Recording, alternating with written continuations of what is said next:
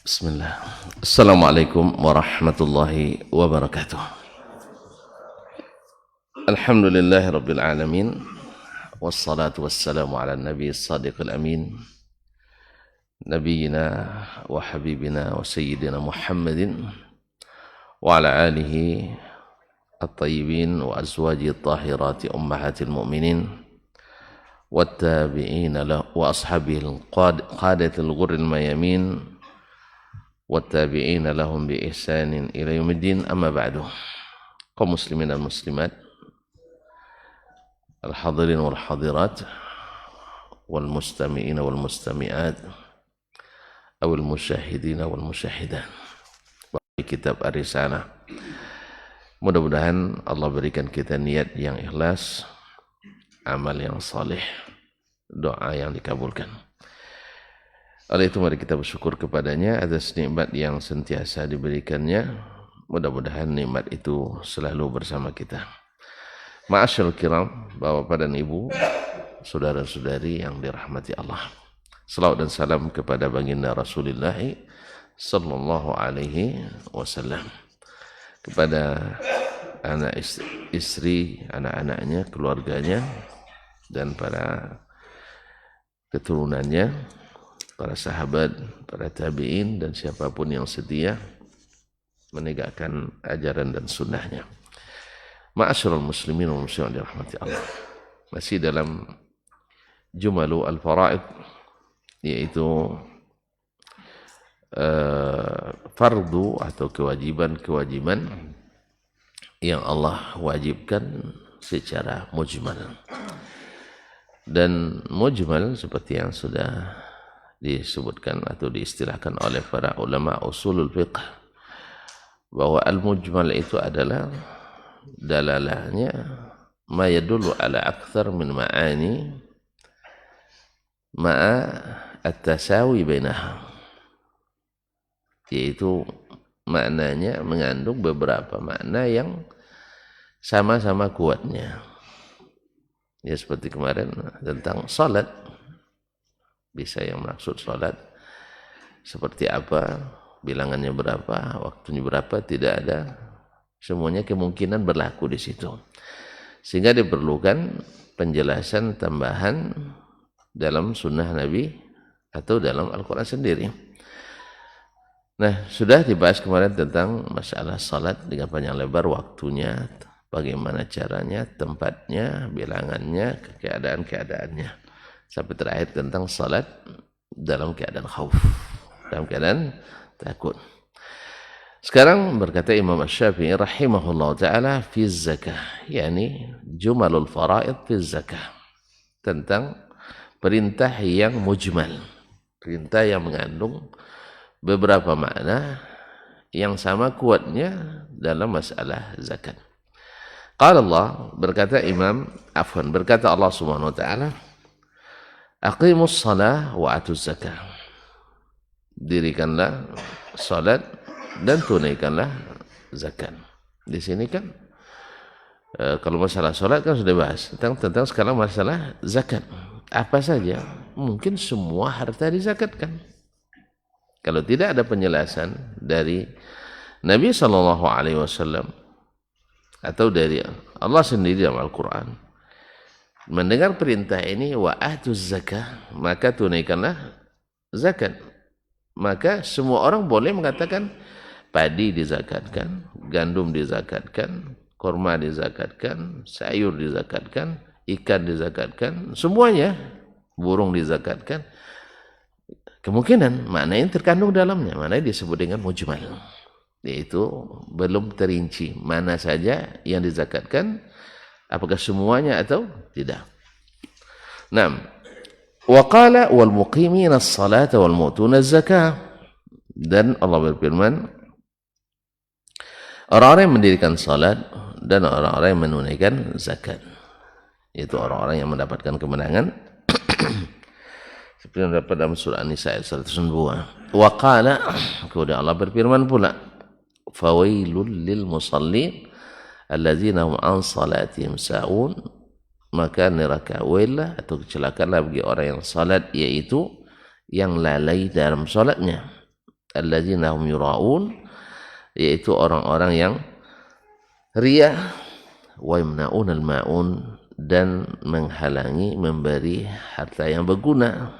Faqala ba'du ahli ilmi, berkata sebagian ulama, kata Imam Syafi'i, hiya zakatul mafruḍah, yang wa yamna'un al-ma'un, yaitu tidak mau memberikan sesuatu yang berguna.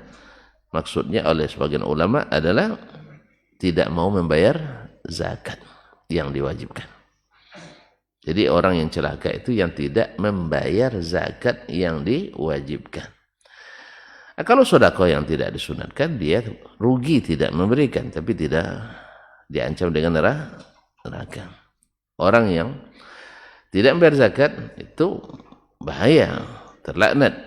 Tapi orang tidak bersedekah, tidak ada yang mendekat, jauh juga Pak. Jadi sedekah penting, tetapi tidak terancam neraka. Nah, jadi wa yamna'un al-ma'un, yang awalnya kan fawailul lil musallin, kan neraka, atau mengartikan celaka, ada mengatakan neraka wail, karena dalam satu riwayat disebutkan apa itu neraka wail. Itu nama neraka di kerak neraka. Oleh sebab itu maka diartikan dengan neraka wail bagi orang yang salat. Lalu ditafsirkan yang salat di mana? Ini orang PKI dulu menggunakan ayat ini.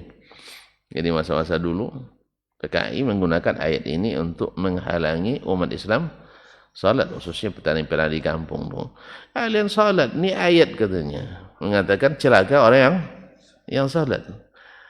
Yang itu orang yang tidak belajar langsung tertipu, kena subuhan. Karena ayatnya tidak disambung. Macam yang kemarin tuh, masih ingat Pak? Tidak boleh bilang kafir pada orang yang tak seagama. Mana dalilnya?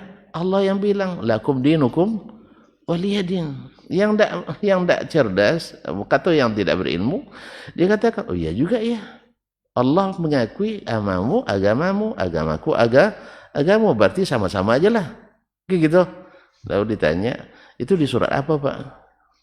Baru dia bilang di surat Al-Kafirun. Atau Allah bilang yang tidak Islam itu orang kafir. Alhamdulillah, selesai. Jadi sebenarnya tafsirnya ada di ayat ini langsung. Jadi semua kaum muslimin, ada ulama yang mengatakan, kalau salah Imam Al-Qayyim rahimahullah mengatakan, kullu ahli bid'atin istadalla bihadithin wajadta fi nafsil hadithi ma yanquduh bid'atuhu. Setiap ahli bid'ah yang mendalilkan bid'ahnya dengan sebuah hadis, pasti di hadis itu ada jawaban yang membatalkan bid'ahnya. Coba buat satu bid'ah dengan satu hadis, coba. Tidak pandai, alhamdulillah, syukurlah untuk tidak pandai. Nah, syukur itu tidak pandai. Iya. Pak bisa, coba bikin bid'ah, dalilnya hadis. Sebanyak itu Pak. Sebanyak itu tidak bisa. Hah? Surah Yasin, terus? Masa baca Yasin bid'ah Pak? Coba jawab Pak. Hah? Oh Yasin. Tuan-tuan macam-macam. Ini sensitif sekali. Suka yang kayak gitu tuan-tuan. Yang lain lah. Nah, iya kan dalilnya seperti orang yang setiap sebut bid'ah nanti berat pula pokoknya. Ya. Sebab orang suka bikin tapi dikasih gelar tidak mau. Suka bikin bid'ah sehingga disebut bid'ah hasanah, tapi disuruh menjadi ahli bid'ah tidak mau pula. Awak pula ahli bid'ah katanya. Nah, ya tidak apa-apa. Dosa kecil contoh, sekarang kita tidak bahas itu sekarang. Intinya setiap hadis atau setiap ayat yang dijadikan dasar untuk melakukan suatu bid'ah, pasti di ayat dan hadis itu ada dalil yang membantahnya. Saya ingin tadi di Bapak-bapak, apa bilang tadi Yasinan. Apa itu Yasinan Bang? Oh, rupanya tidak tahu gimana Bang menghukum. Apa itu Yasinan? Mau tidak boleh baca Yasin? Tidak boleh rutin baca Yasin. Hah? Setiap hari baca Yasin tidak boleh? Saya tidak khususkan tiap hari saya baca. Boleh? Alhamdulillah. Misalnya mau khususkan gimana nih Pak? Oh, Kamis malam Jumat. Tidak ada dalilnya. Ada dalilnya. Orang meninggal. Ada juga dalilnya.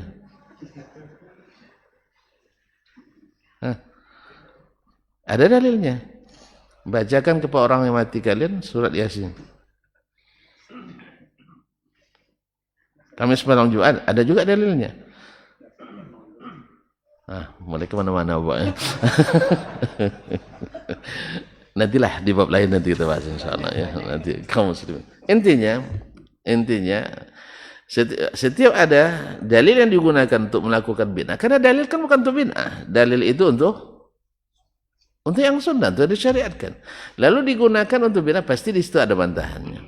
Misalnya ini. Kemana Bapak jauh-jauh pergi ke Yasinan? Ini ayatnya ada. Fawailul lil musallin. Orang PKI ingin bikin bid'ah, orang Islam meninggalkan salat dengan ayat. Ya. Neraka wail bagi orang-orang yang salat. Banyak petani-petani itu dulu tidak mau salat lagi. Apa pasal?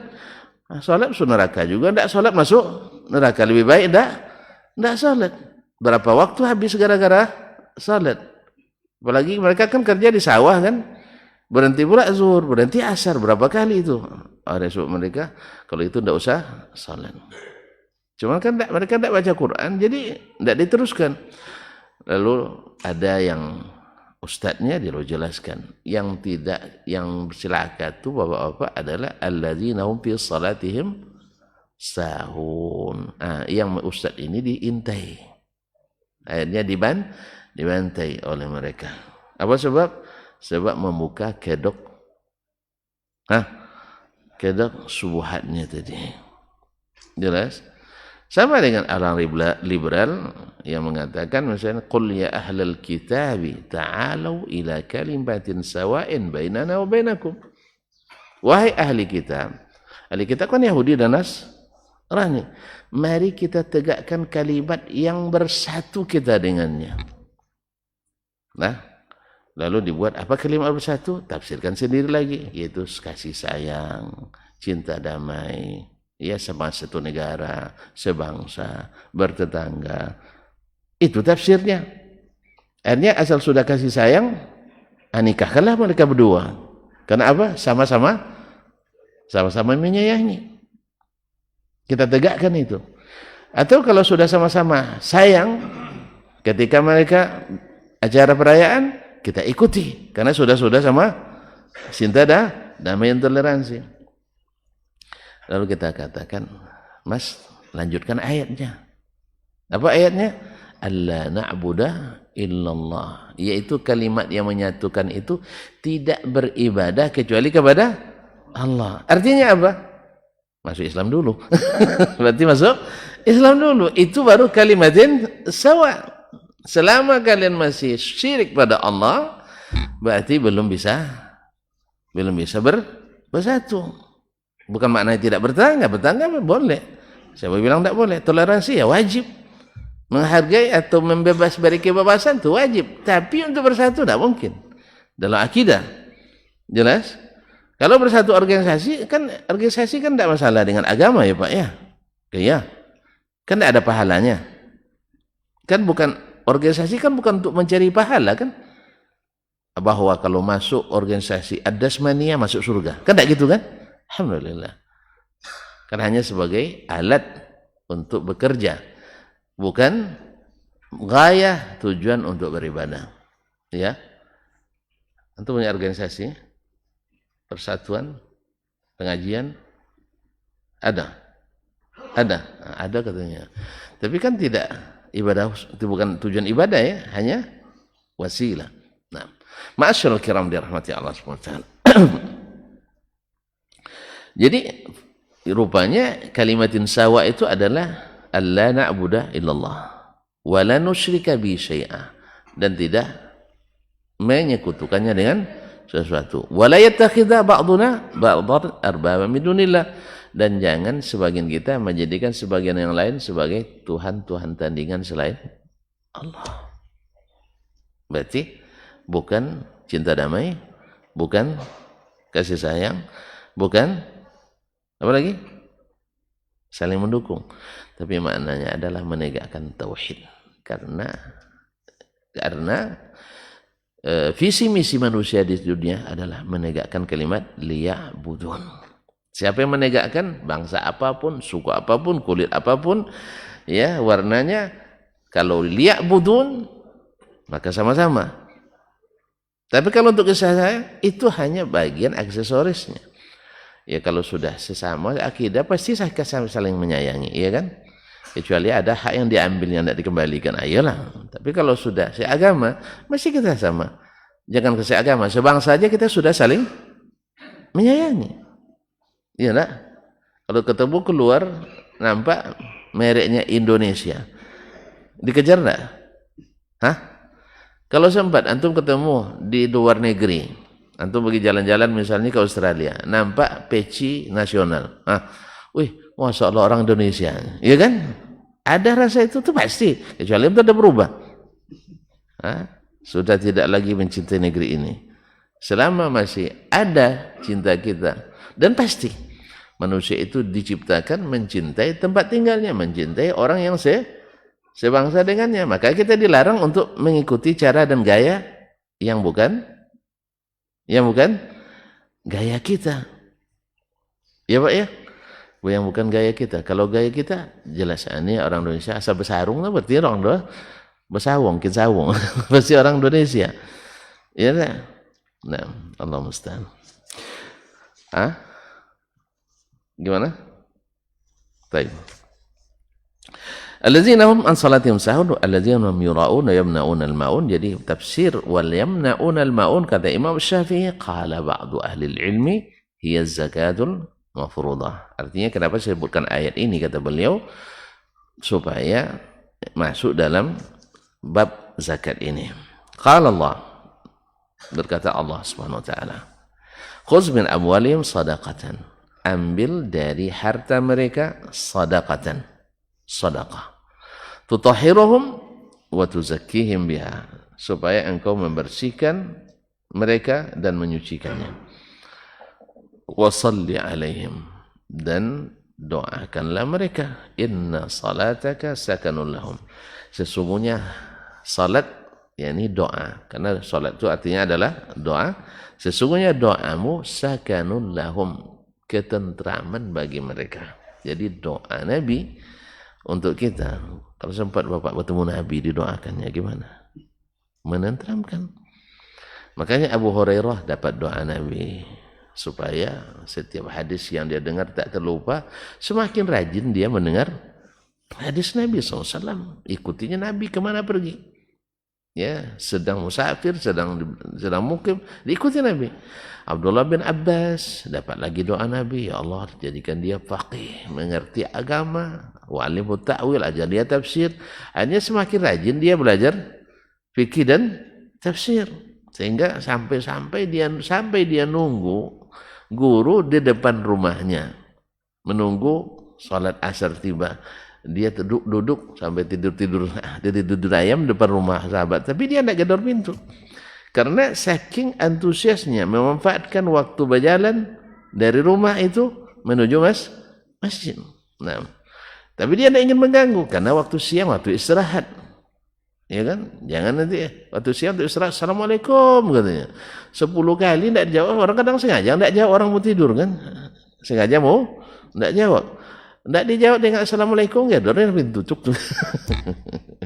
Jadi kata Nabi, makanya Nabi batasi al-istizanu salatan, minta izin itu tiga kali, dan hak bagi tuan rumah menerima atau tidak, ya kecuali kan tidak ada alasan. Kalau alasannya pokok nak mau bertamu aja, rugi kita, karena dasar orang yang beriman pada Allah pasti suka bertamu. Tapi kalau ya tidak ada waktu lagi untuk istirahat, dia memang kalau dalam hitungannya karena pekerjaan yang padat, boleh saja seorang tidak menerima tamu dengan alasan atau sedang sakit, atau sedang sibuk, atau ada acara khusus keluarga.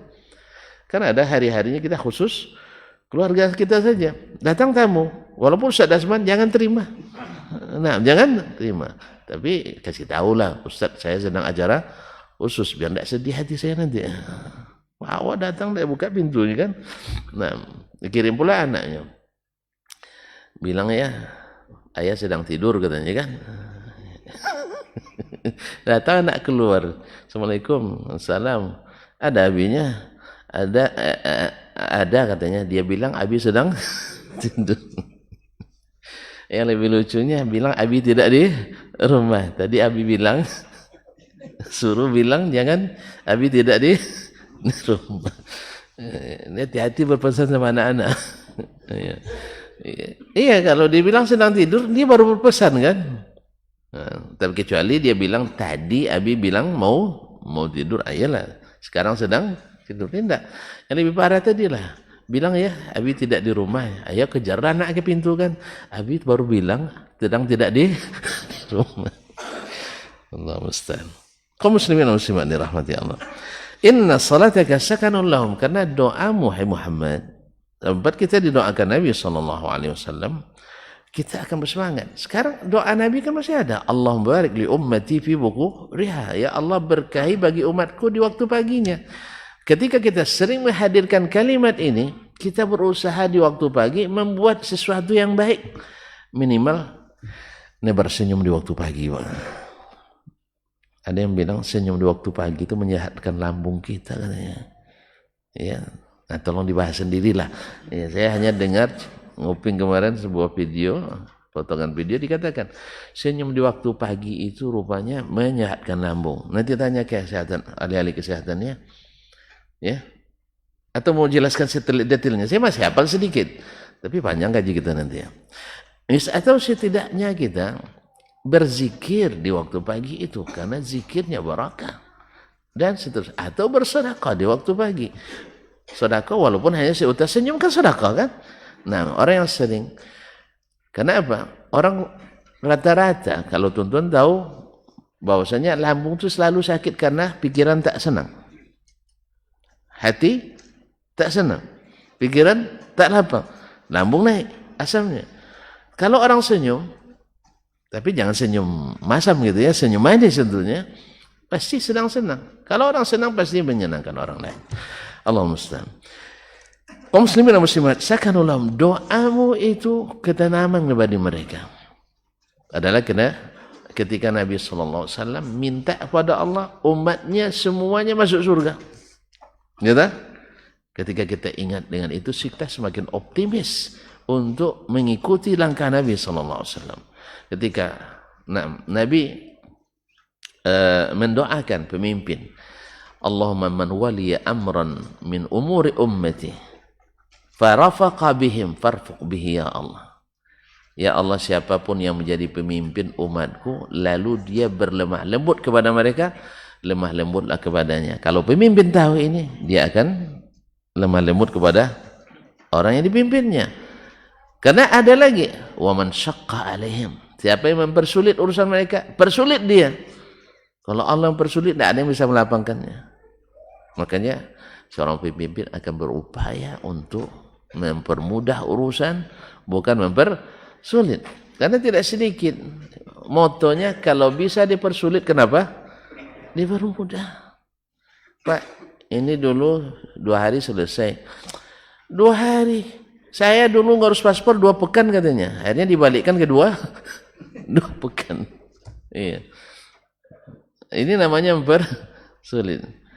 Sekarang misalnya, subhanallah, dulu waktu saya masih di Madinah, ada profesor bilang, ya, dulu sejak saya tamat, ada berapa tahun ya? Lupa saya tamat, 2009. 22 kurang 9 apa Ustaz? 22 kurang 9. Sama kita lambat ngitung ya. 13, 6. Dan itu masih saya S2. 13 tambah 5, 8. Ya sekitar 18 atau 20 tahun yang lalu. Dia bilang, profesor itu udah semen katanya. Mirip orang yang naik ke atas loteng. Naik ke atas atap. Setelah mereka naik, mereka tarik tinggal tangga ke atas. Sehingga yang di bawah payah naik. Paham Pak? Tidak paham Pak Ari? Ulang lagi. Banyak profesor, tahu profesor? Di atas doktor ada gelar namanya profesor. Honornya nambah nggak ya bang? Nambah ya, besar ya. Bahkan orang berebut nak jadi profesor rupanya ya. Barangkali.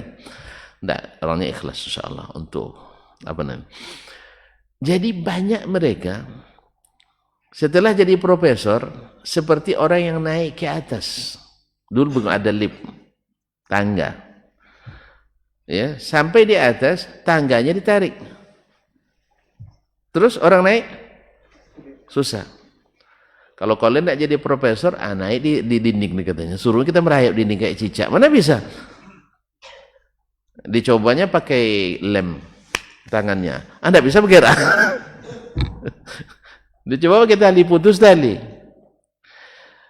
Sekarang ternyata memang apa yang dikatakan beliau 20 tahun yang lalu, sekarang semakin nampak. Ya syarat-syarat profesor sekarang tuh Masya Allah. Sampai-sampai ada yang bilang, andainya profesor yang sudah profesor sekarang ulang kembali ujiannya dengan syarat ini, tidak berapa orang yang lulus. Betul kata Syekh itu.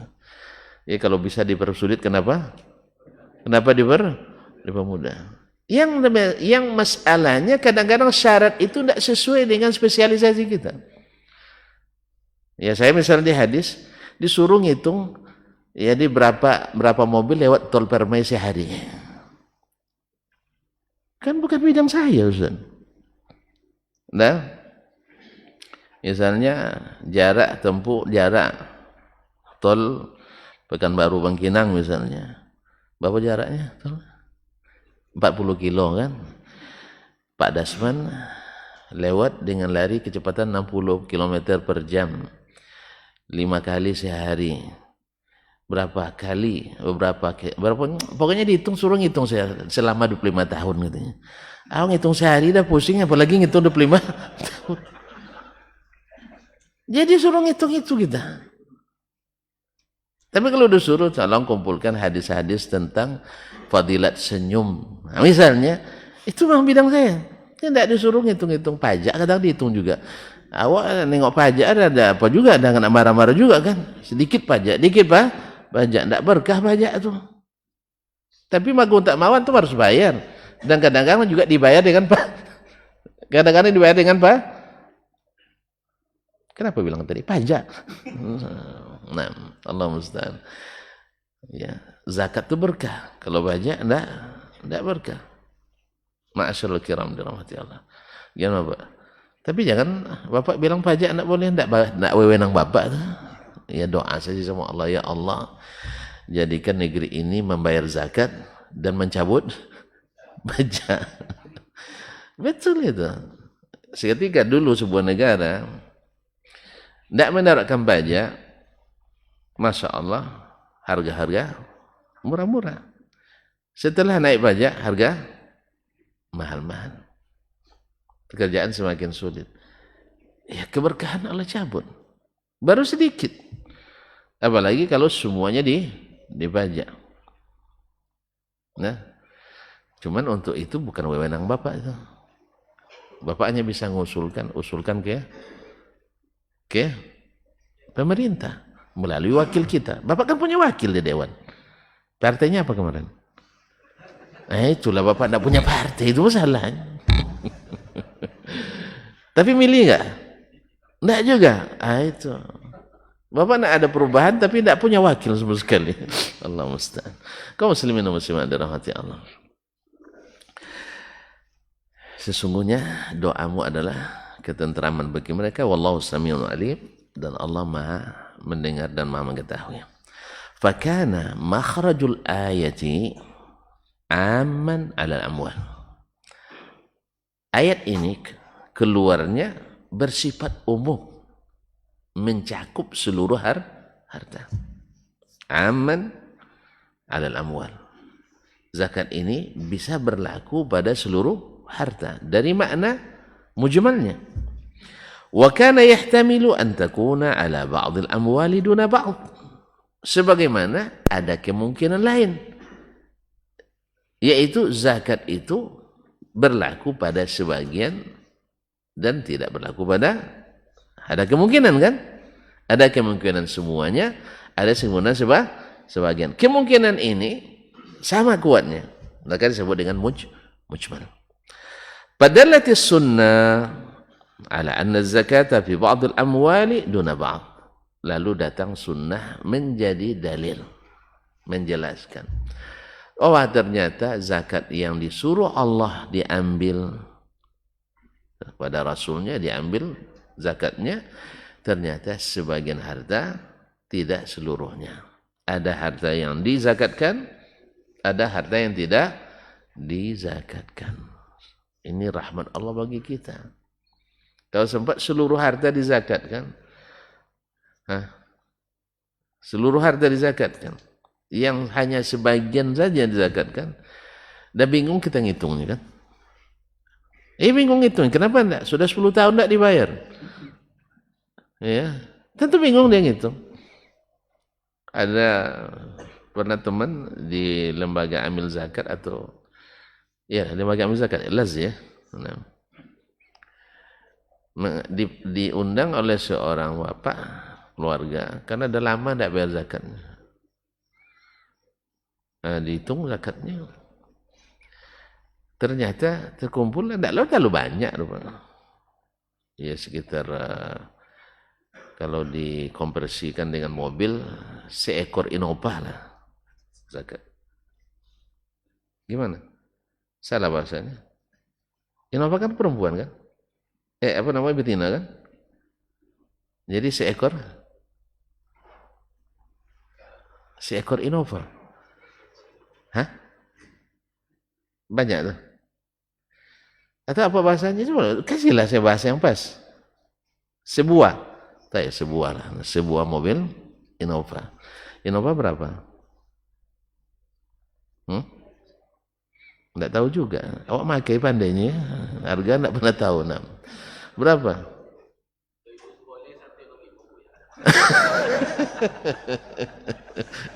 Berarti orang showroom ini.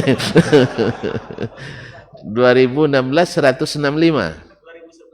2011. Carilah yang 2022. 2022 berapa? 500. Agaklah 500. Jadi dah mulai bimbang dia. Karena 500 juta besar. Ya kan? Ini bimbang dia. 500 juta besar. Akhirnya, apalagi anak yang paling tua bilang, "Pak, itu satu buah Innova tuh Pak," katanya. Makanya keluar bahasa Innova. Jadi dia bilang itu seharga sebuah mobil, satu unit ini Innova. Ada mulai pandangan bapak tuh ke yang satu Innova nih. Padahal kalau dia melihat yang 39 kan 1/40 cuma. Kalau ini Innova 1, masih tinggal 39 lagi Innova. Itu di harta yang bergerak saja.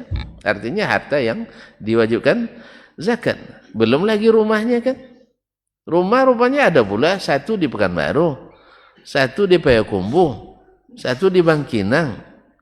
Iya kan? Yang rumah yang tidak diinvestasikan kan tidak kena zakat. Padahal nilai sebuah rumah mungkin minimal berapa Innova pula? Ya. Ya kalau sudah kekayaannya segitu berapa kira-kira rumahnya, Pak? Hah?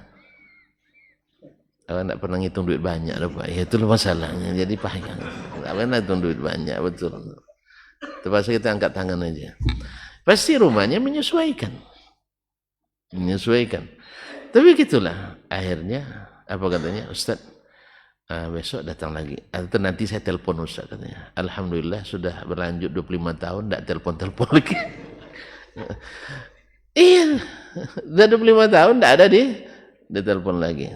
Tapi kita bersangka mungkin dibayar melalui lembaga amil zakat yang lain. Berbaik sangka aja. Ya, mungkin sudah dibayar di tempat lain gitu. Jangan-jangan dia curiga juga kalau Ustaz ini tadi belinya Innova untuk dia nanti katanya. Karena Ustaz ini tidak ada Innovanya, jadi hanya dibeli. Jadi hanya tidak ditelepon-teleponnya selepas itu.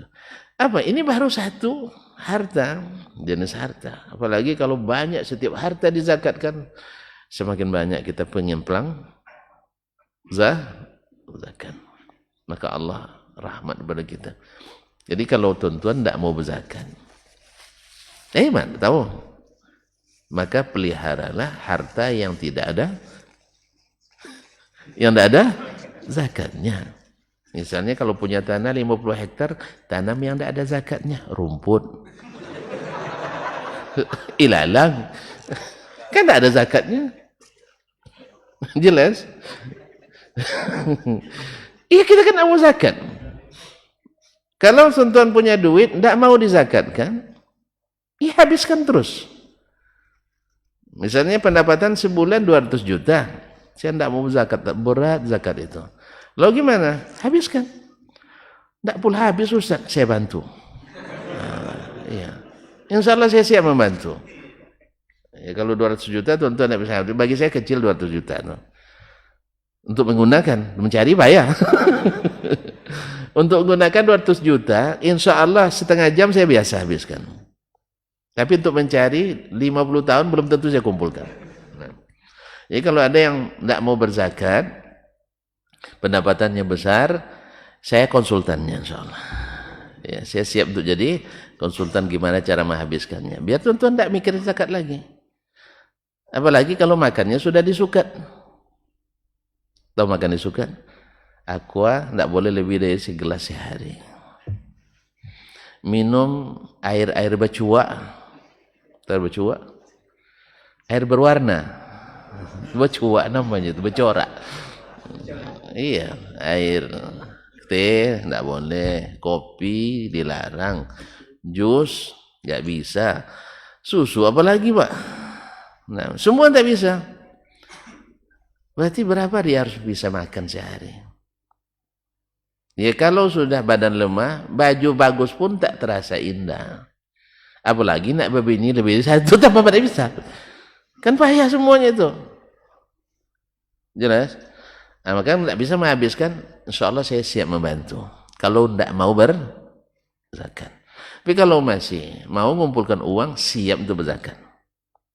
Sekecil apapun, sebesar apapun. Oh, Ustaz, saya tidak sanggup berzakat banyak-banyak. Jangan simpan banyak-banyak. Iya. Banyak cara, pokoknya peluang untuk menghabiskan itu banyak. Yang peluang untuk mencari ini yang susahnya. Untuk menghabiskan banyak. Misalnya, tadilah saya katakan, Bapak mau habiskan dengan cara apa? Pendidikan, banyak lembaga pendidikan. Bikin masjid, banyak masjid yang terbengkalai. Ya tak? Atau nak membantu janda-janda. Alhamdulillah, insya Allah tidak payah carinya, banyak. Baik dengan akad maupun tanpa. Yang dengan akad atau tanpa akad. Tapi memang pikir-pikir betul lah. Ini kadang-kadang gara-gara menyelamatkan janda orang, istri kita yang jadi, itu jangan. Gara-gara menyelamatkan janda orang, janda kita, istri kita yang jadi janda. Ini repot juga di Indonesia ini memang. Karena memang aturan tidak mendukung laki-laki di sini. Aturan banyak mendukung perempuan. Belum lagi presidennya perempuan, sudah sudah perempuan yang didukung di sini. Apalagi kalau presidennya perempuan. Oleh sebab itu hati-hati, jangan pilih presiden. Subhanallah. Enggak, saya bukan karena itu. Karena presidennya perempuan, kasihan suaminya. Dia tidak jadi apa-apa. Dipanggil Bapak Presiden tidak boleh. Jadi ketua Dharma Pria tidak ada. Iya, di protokoler terbatas geraknya. Ada ruang-ruang presiden yang dia tidak bisa masuk. Tapi kalau suami yang di presiden, yang berkuasa sebenarnya, the real presidennya adalah istrinya. Makanya ibu-ibu yang punya semangat memimpin, suruh suaminya maju. Dan ingatkan dia nanti, abang kalau jadi presiden, ingat ya, abang pekerja saya. Karena saya yang mendukung. Insya Allah nanti ibu bisa ngatur tuh. Kan PP nomor 10 itu kan lahir gara-gara ibu dulu tuh. Lupa tuan-tuan? PP nomor 10. Enggak pernah. Berapa? Tentang Pak, jangan vulgar sekali. Nah, PP nomor 10 kaji aja sendiri. Itu ibu dulu yang buat itu. Ibu mana? Ibu mendiang nah. Sampai sekarang belum ada yang berani mencabut karena pengaruh ibu-ibu selanjutnya. Nah, jelas. Kalau yang jadi ibu nanti pasti semakin diperkokoh dari PP menjadi UU. Jadi undang-undang. Nasallahu salamatul afiyah. Ini kayaknya sengit juga perlawanan nampaknya. Ibu-ibu dengar ini akan semangat untuk memilih ibu-ibu atau minimal presiden yang bisa diatur oleh ibunya. La haula wala quwwata billah. Semua kita kayak gitu kaum muslimin. Baik, falamma kana al-malu asnafan, tatkala harta itu terbagi dalam berbagai klasifikasi berjenis-jenis, minhul masyiyah, di antaranya ada yang al-masyiyah. Al-masyiyah hewan ternak. Al-masyiyah hewan ternak. Karena dia disebut al-masyiyah karena tidak pernah mengendarai. Kan hewan biasanya selalu dikendarai. Nah, al-masyiyah maknanya dari kata masya yamshi, yang berjalan.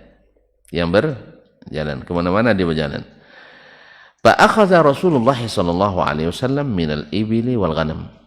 Maka Rasulullah SAW mengambil zakat dari jenis onta, wal ghanam dan kambing. Wa amara fima balagana, dan dia perintahkan pula menurut yang sampai kepada kami, kata Imam Syafi'i, bil akhdhi minal baqari khasatan, yaitu juga mengambil zakat dari onta dengan dalil khusus. Sapi maksudnya. Sapi dengan dalil khusus. Dunal masyiyati siwaha. Tidak hewan-hewan ternak yang lain. Kan ternak ada yang lain di ternak ya. Kelinci masuk ternak.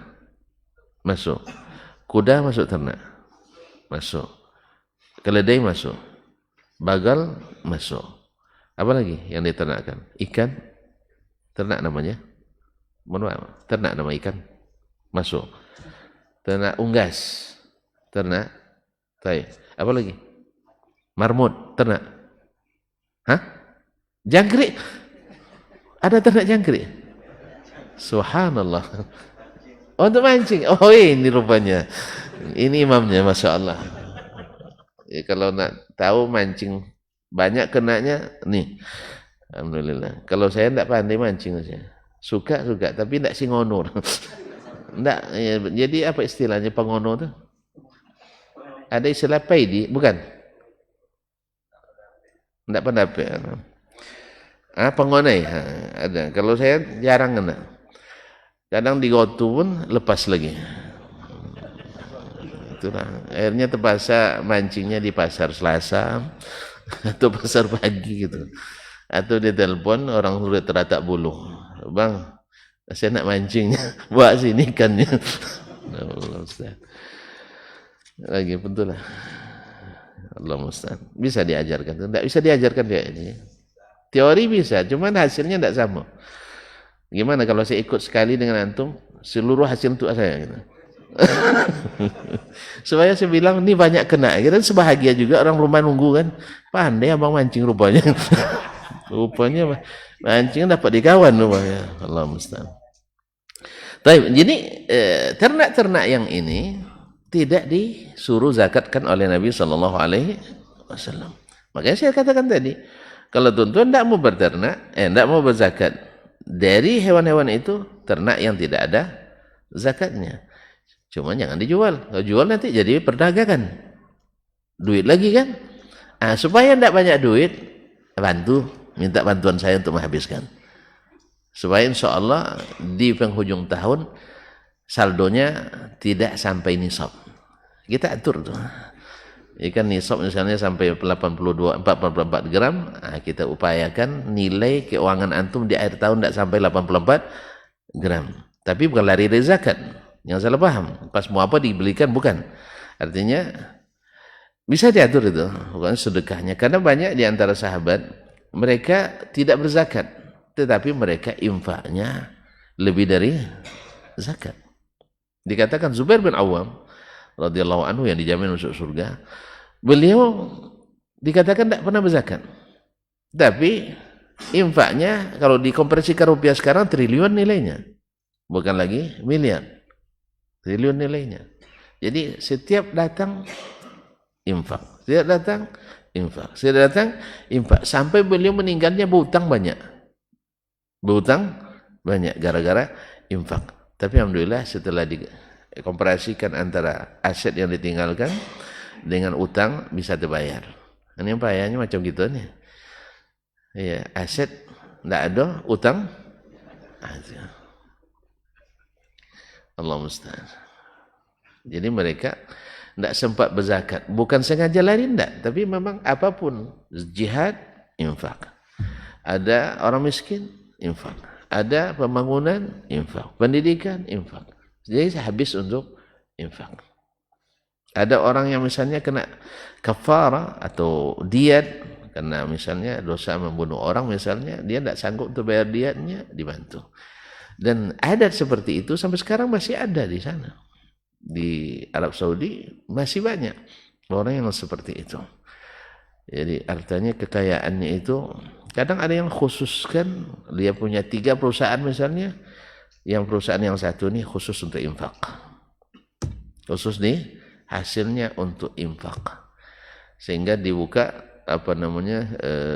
pendaftaran bagi yang ingin dapat bantuannya rutin, dan itu tidak non kuota, artinya tidak dibatasi kuotanya kan.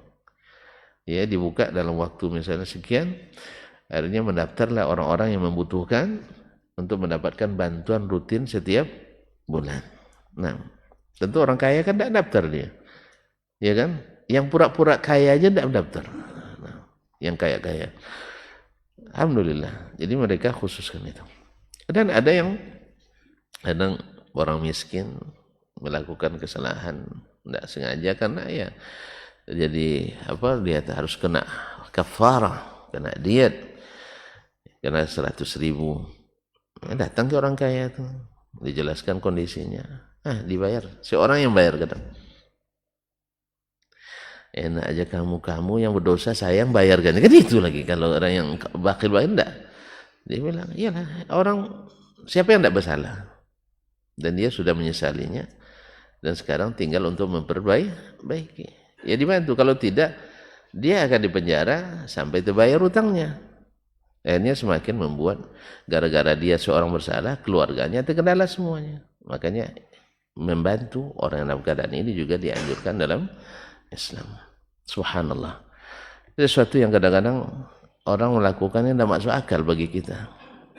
Ya, tidak masuk akal. Berapapun orang minta dikasih. Ada lagi yang punya, seperti salah seorang dosen kami yang mau kaya raya, memang beliau orang mobil baru inden dia sudah sampai ke rumahnya. Tapi dinikmati kayaan itu. Jadi dia sendiri menikmati, orang lain pun ikut menikmati. Ya di kantornya banyak yang bekerja orang-orang yang cacat. Bukan untuk pekerjaan, tapi sengaja supaya orang ini menerima pemberiannya tanpa beban. Artinya sudah bekerja. Karena kerjanya paling duduk aja situ, menyambut tamu, mencatatkan apa yang dicatatkan. Habis itu urusan selama bisnis kan orang itu yang ngurus kan. Dia yang ngurus. Supaya apa? Orang ini menerima pemberiannya ada izzahnya. Kalau dia nak membantu mahasiswa, khususnya yang asing-asing ini kan rata-rata kalau tidak miskin memang gayanya miskin juga. Ya, ada yang tidak miskin sebenarnya tapi gayanya tetap miskin sehingga dapat bantuan juga dari beliau. Tahu enggak? Ada orang tidak miskin tapi gayanya miskin. Tidak bisa antum bikin. Tapi ada orang yang miskin tapi gayanya kaya. Macam-macam kita ini. Kan dunia kan sandiwara kata orang. Dunia ini orang dia kaya ada penuh sakunya tapi gayanya masih miskin. Orang kasihan terus gitu. Nah, ada orang miskin tapi gayanya kaya sehingga orang tidak berani membantunya. Macam-macam Allah musta'an. Masyaallah kiram. Beliau kalau mahasiswa, beliau antarkan langsung supaya ada izzah. Tidak disuruhnya ngantri panjang itu. Dia antarkan ke tempat asrama. Kadang-kadang kalau boleh punya waktu panjang, langsung gatur pintu, letak atas bawah pintu. Kadang kita buka pintu orangnya nggak ada lagi, tapi nanti akan santer. Syekh si fulan datang, ada. Baru tahu, oh ternyata Syekh si fulan. Yes, ya? Jadi kalau antum nanti nak bantu mahasiswa misalnya, bikin juga kayak gitu, antarkan ke rumahnya. Paham? Enggak paham apa. Nanti kita sambung ceritanya. Ada yang nak bantu mahasiswa untuk jadikan menantu. Dia yang antarkan putrinya ke tempat mahasiswa. Rasa nak jadi mahasiswa pula apa kayaknya. Tapi kan tak banyak tuh Pak. Tak banyak. Iya, tapi ada. Itu maksud saya. Mau kamu menikah Desman misalkan. Mau Pak, cuman saya tidak ada. Terus soal belanja jangan pikir. Mau apa tidak? Mau. Siapa yang mau Pak? Anak saya katanya. Tentu kejut Pak. Ya, terkejutnya kejut mau memang. Pura-pura terkejut. Kaum muslimin muslimat dirahmati Allah. Jadi Nabi SAW mengambil zakat dari yang sifatnya binatang ternak, onta dengan segala spesiesnya, spesies atau famili namanya, Anda lupa lagi istilahnya, kan ada famili ada spesies, famili unta atau spesies onta, sama-sama tidak tahu kita. Yang peternakan mana yang peternakan, mana yang lebih luas spesies apa famili? Famili lebih luas. Iyalah, masya Allah. Nanti ahli peternakan antum banyak. Jadi famili kerabat onta, wal ghanam, dan juga dari jenis kambing, wal bakar jenis sapi. Jadi sapi dan turunannya. Kalau kerbau kan digolongkan ke sapi, Jawi ke sapi, Banten ke sapi, dan seterusnya. Masyaallah kiram dirahmati Allah. Dunal masyiyati, yang selain tidak. Maka kita katakan kalau seandainya tidak mau berzakat, jangan ternak kambing, jangan ternak onta, jangan ternak sapi dan seluruh familinya. Kalau itu ternak marmut aja loh Pak. Hah? Atau ternak yang tidak dizakat. Dan kalau banyak, bagi-bagi aja gratis. Jangan diperdagangkan. Sebab kalau ayam, walaupun tidak dizakatkan, tapi kalau sudah jadi komoditi dagang, mesti uangnya akan terkumpul. Uang ini bila sudah terkumpul, maka ada nisabnya. Nah, kalau tidak mau sampai nisab, tadi yang saya katakan, laporkan saja ke konsultan untuk menghabiskan. Ya, untuk menghabiskan. Kalau untuk menginvestasikan, mana ahlinya kita. Awak ahlinya bagian menghabiskan. Kan bagi-bagi keahlian kita. Ada tuan-tuan ahli mencari. Kalau saya ahli menghabiskan. Itu pula takdir saya, Pak. La haula wala quwwata illa billah. Baiklah kaum muslimin, thumma akhadha minha bi adadin mukhtalif. Kemudian Nabi mengambil darinya jumlah-jumlah yang berbeda. Kan unta berapa ekor? 5, ya kan? Kambing berapa ekor? 40. Sapi berapa ekor? 30. Berarti tidak sama. Oh, kok begitu? Tidak adil. Kalau antum sudah nuduh Nabi tidak adil, ya ralat iman antum. Karena kalau Allah dan Rasul tidak adil, tidak ada keadilan di dunia ini. Karena ini wa ma yantiqu 'anil hawa in huwa illa wahyun yuha. Tidak adilnya karena antum yang barangkali kita yang tidak bisa mencernanya. Jelas? Ya, semua itu ada hikmah. Nah, kalau tidak mau berzakat onta, kan onta 5 langsung berzakat Ustaz katanya kan. Kan zakatnya kan seekor onta. Ya, 5 ekor onta, zakatnya seekor kambing. Bukan seekor onta. Seekor onta iyalah. Nah. Kemudian kambing 40. Jangan antum coba-coba itu dengan rupiahnya. Nanti antum akan memprotes Allah SWT. Makanya kaum muslimin, ini juga bil munasabah.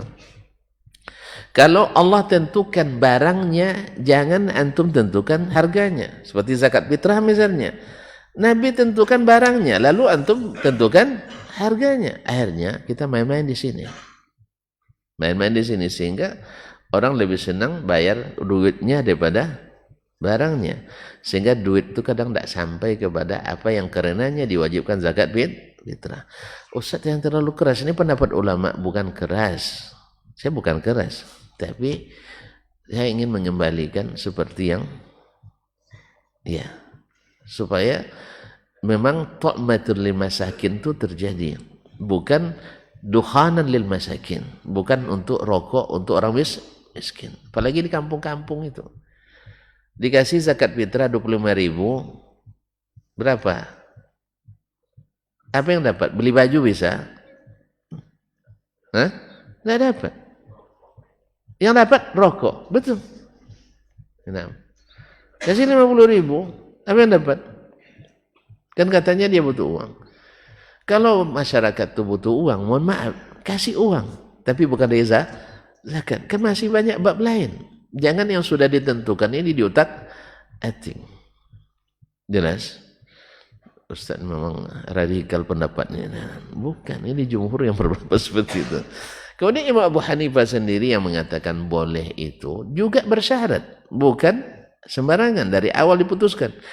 Kalau masyarakatnya, berarti kan tidak semuanya, sebagian membutuhkan uang, maka boleh diberi dalam bentuk uang, bukan dari awal langsung diuangkan, tidak. Jelas? Jelas? Sudah jelas kita tutup? Nah, belum lagi.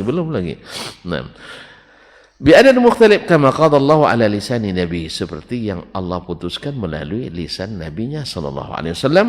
Wa kana linnasi masyiyatun, pada waktu itu orang-orang masyarakat memiliki masyiyah, ternak, min khailin, berupa kuda, wa humurin, yaitu keledai, wa bighalin, bagal, yaitu peranakan kuda dengan keledai, wa ghairiha, dan selainnya. Falamma lam ya'khuz Rasulullah sallallahu alaihi wasallam min syai'an, di saat Rasulullah tidak mengambil zakat dari ternak itu, kuda tidak, keledai tidak, bagal tidak. Naam, wa sanna an laisa fil khaili sadaqah, dan Nabi sunnahkan bahwa kuda tidak ada zakatnya. Istadlalna, kita mengambil dalil ala anna sadaqah, bahwa sesungguhnya sedekah zakat fima akhadha minhu, apa yang dia ambil daripadanya zakat, wa amara bil akhdhi minhu, atau dia perintahkan mengambil zakatnya, duna ghairihi, bukan yang lain. Nah, di sini kita paham ikhwan kaum muslimin muslimat, Imam Syafi'i dulu cari dalilnya baru memutuskan hukum. Jangan putuskan hukum dulu baru cari dalil. Ini perbedaan manhaj. Yang manhaji, metodologi, berapa banyak khususnya di kalangan mutaakhirin, amalkan dulu, nanti baru dicari landasan hukumnya. Kan banyak, akhirnya terbawa pula ke proyek-proyek. Kerjakan dulu, baru nanti buat payung hukumnya. Kadang payungnya robek pula, akhirnya basah, akhirnya jadi temuan. Ini juga kaum muslimin dan muslimat, masalah agama, jangan amalkan dulu sebelum ketemu dalilnya. Jadi cari dalil dulu baru buat hukum. Jangan buat hukum dulu baru carikan dalilnya. Akhirnya nanti ibarat bikin kue, seperti yang saya bilang semalam, seperti bikin kue dah jadi, tepungnya lupa masukkannya. Akhirnya digelimangkan tepung itu ke kue, akhirnya jadi tepung gelimang kue. Kue gelimang tepung.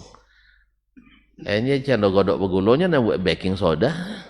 Nak bikin apa? Kue apa namanya? Cake ya. Akhirnya jadi apa istilahnya, macam godok begulo, kue gelimang tepung, tidak jadi kaum muslimin.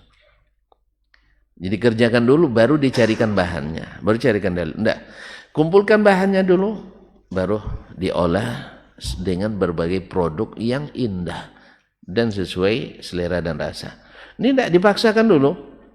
Habis itu baru ditambahkan bahannya, tompol sini. Mobil udah banyak dompolnya, bagus. Kan bagus ya?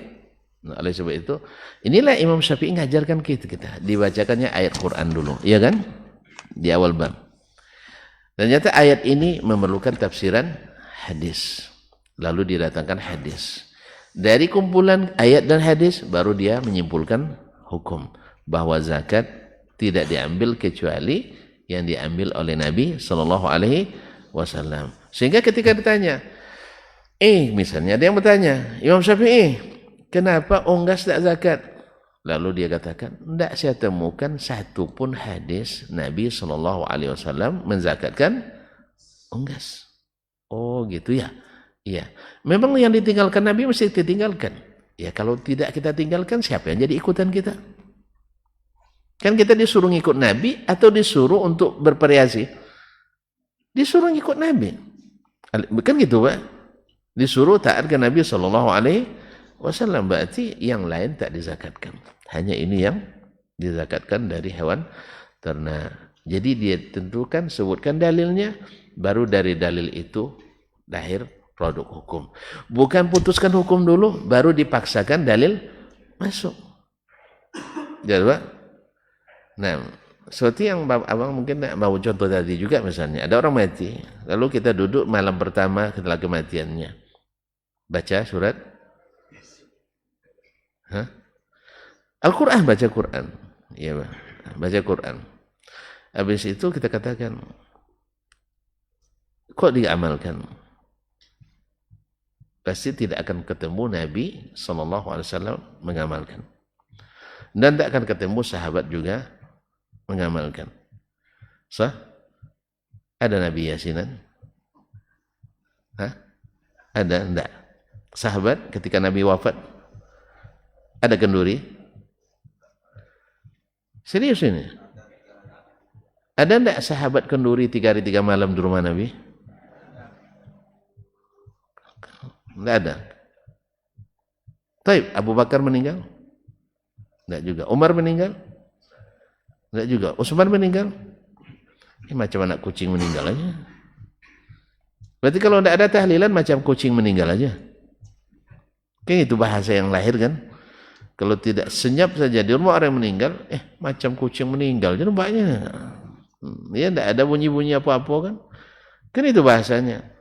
Berarti antum sama mengatakan Abu Bakar meninggal macam kucing. Nauzubillah, nauzubillah, tsumma nauzubillah. Ya kan meminjam istilah itu. Berarti tidak ada amalan sahabat secara ijma' tidak mengamalkan. Tabi'in secara ijma' atau hampir ijma' tidak mengamalkan. Diriwayatkan dari Taus bin Kaisan. Ya walaupun riwayatnya maqati', terputus sanadnya. Ya tidak sahih juga dari Taus bin Kaisan. Satu ganjil, tidak sahih pula riwayatnya, jadi landasan besar dan kuat pula. Lalu sahabat semuanya ijma' kita tinggalkan. Nabi selama hidupnya tidak mengamalkan, kita tinggalkan. Ketemu Taus, itu pun habis dicongkel-congkel pula di mana-mana. Diriwayatkan pula disebutkan oleh Imam Suyuti dari Umar bin Khattab tentang 3 hari, 7 hari, 40 hari. Ternyata juga tidak bersanad. Tapi ceritanya bersanad. Kadang-kadang bukan bersanad, tapi berkhianat, kata satu kalangan. Jadi kaum muslimin dan muslimat dirahmati Allah SWT. Lalu ketika diamalkan dulu, baru dicarikan dalilnya. Oh, ketemu nanti. Nabi menyuruh kita menghibur keluarga yang meninggal. Sunnah enggak? Ya sunnah. Kemudian tidak ada larangan baca Quran di rumah orang yang meninggal. Sah? Menggembirakan orang dengan baca Quran, sunnah apa tidak? Sunnah. Bersedekah atas nama orang mati, boleh apa enggak? Boleh. Akhirnya terkumpul dalil. Cuman macam tadi, ya kuenya dah jadi, lalu tepungnya digelimangkan, telurnya digelimangkan ke situ. Sodapnya, bagus bentuknya, ya enggak bahan asli. Sebab di zaman Nabi perintah menyenangkan orang yang meninggal sudah ada apa belum? Sudah. Bahwa membaca Quran bila diminta sudah ada apa belum? Sudah. Bahwasanya bersedekah atas nama orang mati sudah ada zaman Nabi itu belum? Sudah.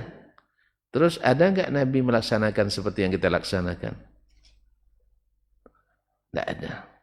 Berarti ini tidak disunahkan. Tidak jelas, berarti bukan syariat. Kalau dicarikan semuanya ada dalilnya. Ini kalau tidak ada dalil tidak jadi syubhat dia. Semuanya pasti ada dalilnya.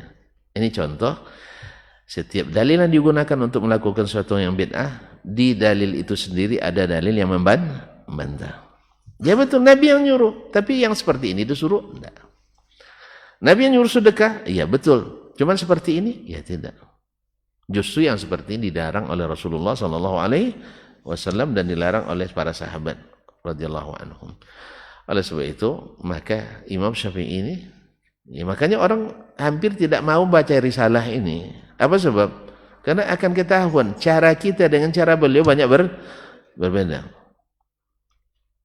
Lalu dibuat alasan ini tidak sistematis atau bahasanya tinggi dan berbagai alasan lainnya.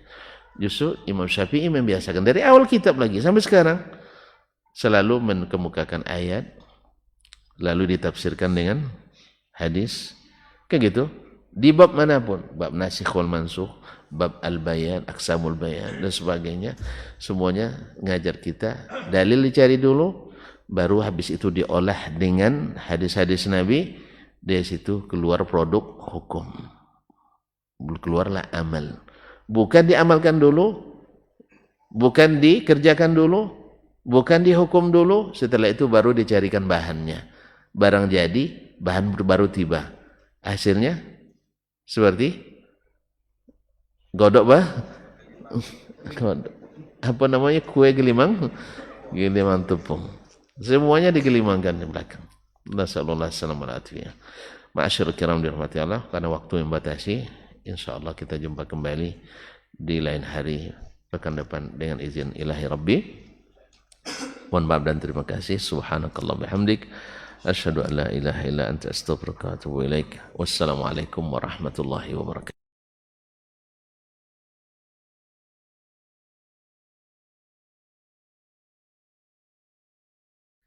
Majtama'a qaumun fi baitin min buyutillah yatluna kitab Allah wa yatadarasunahu fima bainahum illa nazalat alaihimus sakinah wa ghasyiyatuhumur rahmah wa haffat bihimul malaikah wa dzakarahumullahu fiman indah. Tidaklah suatu kaum duduk di salah satu rumah Allah membaca ayat-ayat Allah dan sama-sama mempelajarinya, kecuali turun kepada mereka as-sakinah, ketentraman dan kenyamanan. Wa ghasyiyatuhumur rahmah, dan mereka diliputi pula oleh rahmat, kasih sayang dari Allah Subhanahu wa taala. Wa haffat bihimul malaikah, dan mereka pun dikelilingi oleh para malaikat, karena malaikat suka majlis-majlis zikir dan ilmu. Wa dzakarahumullahu fiman indah, dan Allah akan banggakan sebut-sebut mereka di kalangan malaikat-malaikat yang ada di sisinya, di masyarakat atas. Mudah-mudahan kita termasuk yang sering disebut-sebut di sisi Allah di kalangan para malaikat, dan di akhir majelis ini mudah-mudahan kita pula mendapatkan seperti yang tersebut dalam hadis qudsi, qumu maghfuran lakum, silahkan berangkat meninggalkan majelis ini dalam keadaan diampuni dosa-dosa kalian.